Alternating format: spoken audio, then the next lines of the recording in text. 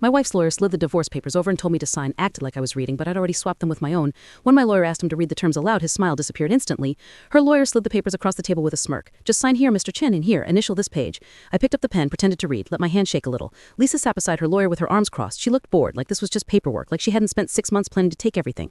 Any questions? Her lawyer asked. His name was Derek Hoffman, expensive suit, fake tan. The kind of guy who charges $800 an hour to smile while he ruins your life. No, I said. I just want this over with. Lisa's smile was sharp, finally being smart about something.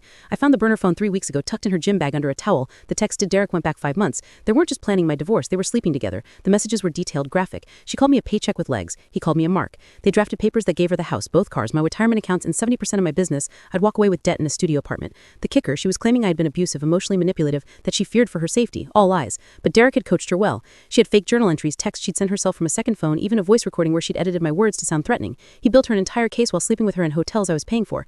I found all of it on that burner phone.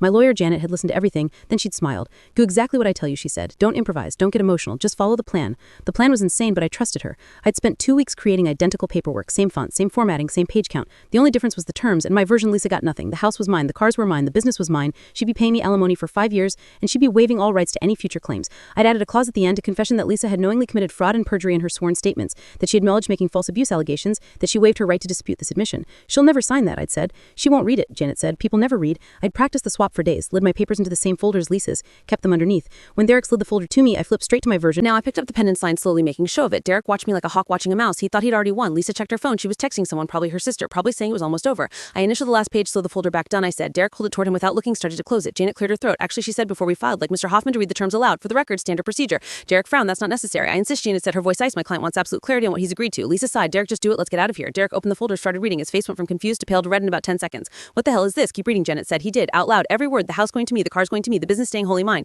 Lisa's face went from bored to confused to horrified. Wait, she said. Wait, that's not. Section 12, Janet said. The confession. Read that part, Derek. His voice cracked. I, Lisa Chen, acknowledge that I've knowingly made false statements under oath regarding alleged abuse. I admit to fabricating evidence, including journal entries, text messages, and audio recordings. I waive all rights to dispute this confession and acknowledge that criminal charges may result from my actions. Lisa lunged for the papers. I didn't sign that. That's not what I signed. Janet pulled at her phone and pressed play. Security footage from the conference room. Clear shot of Lisa reading the papers, signing each page. The timestamp match. You signed it, Janet said, witnessed and recorded. Derek was sweating now. This is fraud. This is... Actually, Janet said, your affair with Lisa Chen is fraud. Conflict of interest. Malpractice. The Bar Association will love the text we found on her second phone. She slid a thin folder across the table, all documented with dates, hotel receipts, everything. Lisa turned to Derek. Her face was vicious. She said, this was iron tight. You said he was stupid. I never said Derek started. You called him a mark, she screamed. He said we'd be in Kabul in 6 months. Janet stood up. The papers are filed.